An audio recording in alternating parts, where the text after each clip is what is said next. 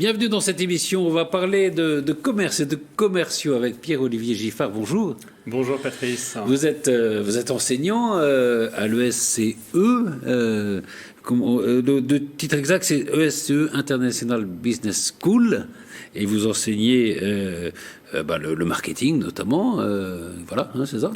Et puis tout ce qui va tourner autour de la vente. Autour de la vente. Absolument. Et alors, on va découvrir avec vous le dernier livre que vous avez écrit qui s'appelle Commerciaux assurés dès vos premières ventes chez Emma Éditions. Et c'est un livre très sympathique parce que, évidemment, il s'adresse aux gens qui veulent faire une carrière de vendeur, mais on découvre, même si on n'est pas vendeur soi-même, beaucoup de choses parce que c'est un livre très pédagogique. Au fond, il y a une jeune fille qui s'appelle Camille, je crois. Absolument. Qui veut devenir vendeuse et qui pose des questions à quelqu'un qui la conduit dans cette voie-là. Et donc, c'est très didactique, c'est très joyeux même, hein, c'est très simple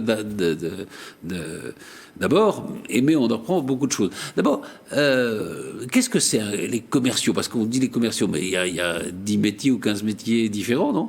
Exactement, il y a des dizaines de différents types de métiers autour de la fonction commerciale. On va dire que la priorité du commercial, c'est de vendre, c'est de développer le chiffre d'affaires, la rentabilité de son entreprise. C'est ce qu'on appelle un petit peu la vitrine de l'entreprise face aux prospects, face aux clients. Et ce livre, je l'ai conçu justement pour une particularité de commerciaux, ce qu'on appelle les ingénieurs d'affaires. Les ingénieurs d'affaires, c'est ceux qui vont être amenés à travailler sur des ventes complexes au niveau de tout ce qui va être la prospection, évidemment la négociation et la fidélisation derrière de leur compte. Alors, justement, vous prononcez un mot sur lequel vous insistez un peu dans le livre, c'est celui de vente complexe. Alors, il y a la vente simple. Oui. Alors, la vente simple, je sais pas, je vais acheter votre livre, voilà, ça c'est une vente simple. Je donne un peu d'argent. C'est combien d'ailleurs? Tiens, vous donnez le prix, non? Vous savez combien ils sont? Il est à 24,90 €. 24,90 €. Et pour 24,90 €, j'ai commerciaux assurés dès vos premières ventes. Donc, ça c'est simple. Hein. Ça c'est simple, c'est vous, c'est moi. Voilà. C'est alors complexe. Alors complexe déjà, potentiellement on va être plusieurs. Imaginons que vous soyez le représentant d'une compagnie aérienne et que vous soyez intéressé par acheter de nouveaux avions pour votre flotte. D'accord. Donc vous voyez le produit, c'est l'avion. D'accord ? Mais derrière le produit, il va y avoir un certain nombre de caractéristiques, un certain nombre finalement de critères sur lesquels vous allez faire votre choix. Imaginons l'aménagement de la cabine. Ouais. Donc là, il va falloir quelque part parler architecture d'intérieur pour configurer la cabine. On va également parler motorisation. Ouais. Et oui, donc là, il va falloir avoir une composante motoriste que vous n'avez pas, que je n'ai pas. Donc on va se faire accompagner chacun de nos experts. Donc il y a une multiplication d'intervenants. Exactement. Donc c'est un petit peu cette notion, vente complexe veut dire multi-interlocuteur, multi-sujet et un coordinateur, ce coordinateur qui va être l'ingénieur d'affaires, donc le commercial dans ce cadre-là. D'accord. Et c'est évidemment sur ces ventes complexes ces ventes complexes, c'est la manière de les faire que vous expliquez. Vous dites aussi, au début du livre, dans l'introduction, que le métier de vendeur, au fond, de commercial, a énormément changé, énormément évolué. Absolument. Il a plus évolué en 10 ans que les 100 précédentes années. C'est un peu comme nos sociétés. Hein, oui, exactement. C'est-à-dire que la vente... C'est vrai qu'il y a le numérique, il y a Internet, il y a les réseaux sociaux. Donc aujourd'hui, par exemple, faire de la prospection quand on est commercial, c'est utiliser les réseaux sociaux, utiliser ce qu'on appelle le social selling. Donc ça, ce sont des techniques de prospection sur lesquelles il est intéressant d'avoir des connaissances, d'avoir des techniques à maîtriser. Sachant que le premier outil de prospection reste encore, Patrice, le téléphone. Le téléphone, oui, ça reste quand même, oui, c'est ça. C'est encore le premier outil. Avoir quelqu'un à qui on parle, ça attire plus que recevoir un mail ou... Alors, ça va dépendre. Ça dépend des circonstances. On voit, comme vous le disiez, la société évolue. Le téléphone est encore le premier outil de prospection. Mais si on se revoit dans 3 ans... Ça sera peut-être plus ça. Ça sera plus ça. Ouais. Donc la digitalisation, en fait, va nous amener à revoir un certain nombre d'outils de prospection, de fidélisation. Et c'est aussi ce qui fait l'intérêt de ce métier, c'est qu'on évolue en fonction des outils. Le premier outil que vous allez utiliser en entreprise quand vous êtes commercial, ça va être ce qu'on appelle le CRM. Customer Relationship Management, c'est la base de données où vous avez l'ensemble des interactions des clients, avec vos contacts. Exactement. Voilà, avec les clients. La visio, ça, on s'en sert? Alors la visio, on s'en sert, on s'en est servi un peu à l'insu de notre plein gré pendant le Covid, ces dernières années. Évidemment. Mais ce que l'on voit, c'est que c'était extrêmement pratique. Oui. C'est-à-dire qu'aujourd'hui, on peut avoir, sur une vente complexe, exactement. On peut avoir quelqu'un aux États-Unis, quelqu'un en Australie, deux autres en France, enfin, etc. Tout à fait. Mais il faut et en gagnant un temps fou quand même. En gagnant un temps fou, mais avec un niveau de préparation qui est également important. Parce qu'il faut faire en sorte que ces réunions, ces téléconférences, soient efficaces.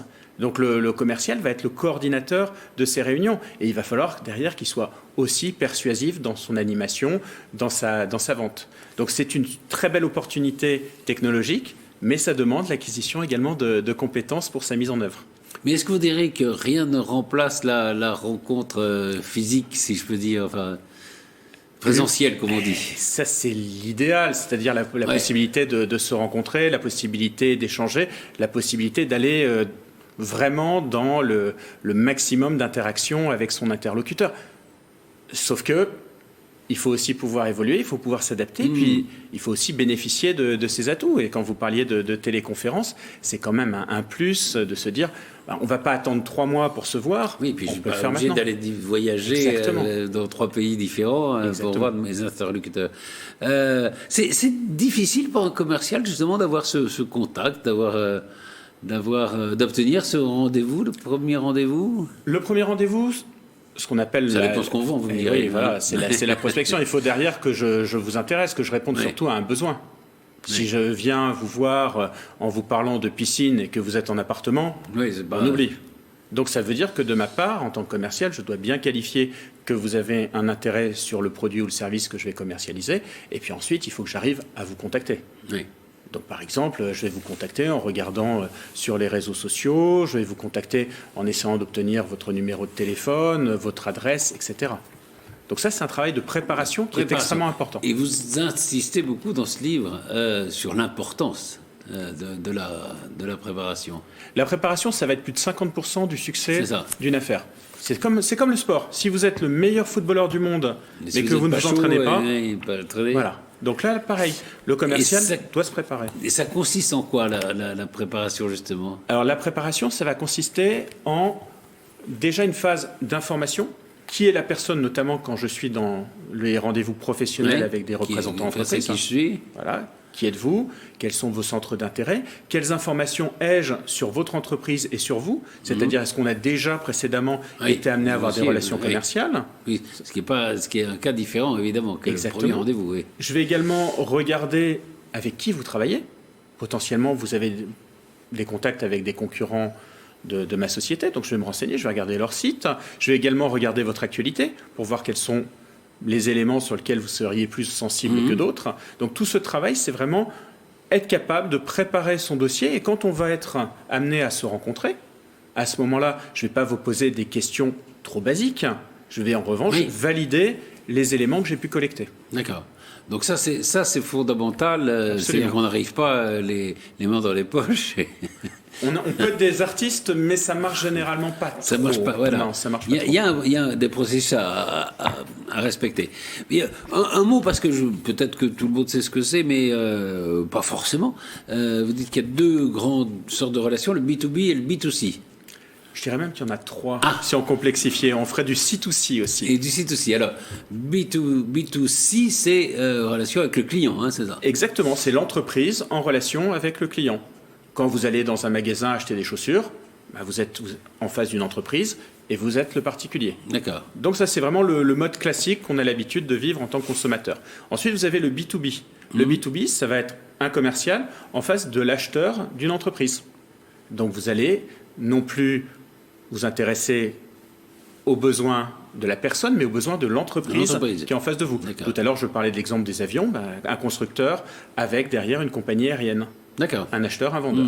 Et le C2C, le C2C, c'est quand on va faire un vide-grenier dans notre ville, et à ce moment-là, on est de consommateur à consommateur. Ah d'accord, de consommateur à consommateur. Consumer to consumer. Et donc là, vous vous adressez quand même plutôt aux professionnels, enfin aux gens qui font du commerce leur profession, qui veulent faire du commerce de votre profession. Exactement. Dans les entreprises, c'est un secteur en expansion qui recrute beaucoup. Je pense que c'est, d'ailleurs j'en suis convaincu, c'est certainement l'un des secteurs qui recrute le plus aujourd'hui en France, parce qu'on a besoin d'avoir cette dynamique de développement avec l'internationalisation, avec les réseaux sociaux. Vous devez d'avoir les bons profils pour développer votre entreprise, votre chiffre d'affaires, et c'est une très belle opportunité pour les jeunes d'évoluer dans ce genre de métier. Donc il y a des emplois. Absolument. Généralement, là, comme ça, quand on dit vendeur, on a un peu les images, je sais pas, du bonimenteur ou du type qui a du bagou, de la femme qui a du bagou. Est-ce que ça suffit, ça? Non, hein, ça a changé là aussi. Le but du jeu, quand on parle de négociation, dans l'esprit, alors je le vois avec les jeunes, ils imaginent que c'est « je vends à tout prix ». Oui. Vendre, c'est une chose. Moi, ce qui m'intéresse, c'est pas de vous vendre une voiture, si je suis commercial dans l'automobile, c'est évidemment de vous vendre une voiture, mais que dans 3 ans, quand vous allez vouloir renouveler votre véhicule, vous veniez me voir. Donc c'est établir une relation. On parle vraiment de win-win. Il faut que ce soit gagnant-gagnant, que quand vous achetiez la voiture, vous ayez vraiment la conviction que vous avez acheté la voiture qui vous correspond et que moi, en tant que vendeur, j'ai la conviction d'avoir vendu le modèle qui vous correspond.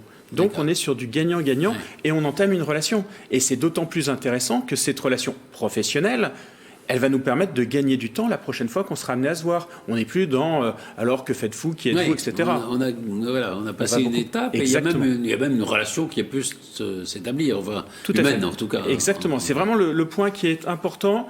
Pas une vente, mais la construction d'une relation entre deux personnes ou entre deux entreprises.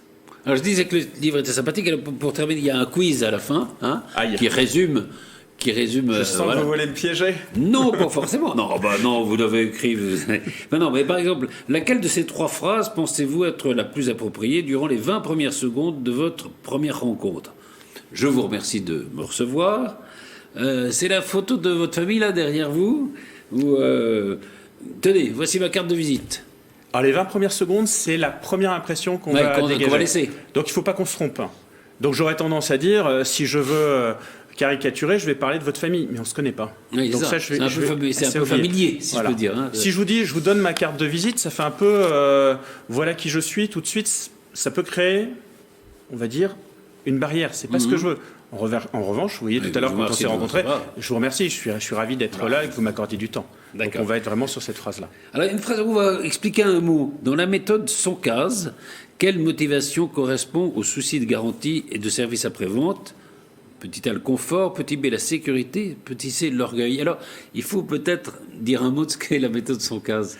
Alors, la méthode Soncase, en fait, quand on achète un produit, un service, on a plusieurs motivations d'achat, mais on en a généralement une qui est principale. Et cette motivation, elle va se décliner en fonction de la sécurité, l'orgueil. Elle peut être également autour de la nouveauté, vouloir le dernier produit. Ça peut être également le confort. Je veux quelque chose qui soit pratique, simple à utiliser. L'argent. Ma principale motivation, c'est le meilleur rapport qualité-prix. Ou alors, la sympathie. Le commercial est quelqu'un d'agréable et je suis content de passer un moment avec lui. Ou alors, le dernier, puisqu'on parle de Soncase qui est féminin, c'est l'environnement. Je veux faire aussi un achat qui est en fonction de la protection de la planète et de mon engagement sociétal. Donc, chaque achat, chaque produit sur lequel on est amené à se positionner, on va avoir cette motivation. Si j'achète une voiture, je vais privilégier, par exemple, la sécurité parce que c'est important pour moi de protéger ma famille. Quand je veux acheter un smartphone, j'aime bien la nouveauté, le dernier produit. Ouais. Quand je vais acheter Exactement. Donc, c'est adapté C'est le moyen mnémotechnique de se souvenir. Et donc, dans le cas que vous avez cité, la motivation est autour de la sécurité. Exactement. Oui. Pierre-Olivier Giffard, commerciaux, assurés dès vos premières ventes, oui, parce qu'il faut donner, comme vous disiez, la bonne impression dès le début. C'est chez Emma Édition, et puis voilà, on peut suivre vos cours si on rentre à l'ESC. Avec grand plaisir. D'ailleurs, c'est grâce à mes étudiants que j'ai été amené à écrire ce livre, puisque finalement, plutôt que de faire de questions-réponses, j'ai créé ce dialogue avec Camille et je l'ai partagé avec mes étudiants. C'est pas pour autant qu'il ne faut pas venir à vos cours. Hein. Il suffit pas. Vous avez raison. Merci beaucoup. Merci beaucoup, Patrice.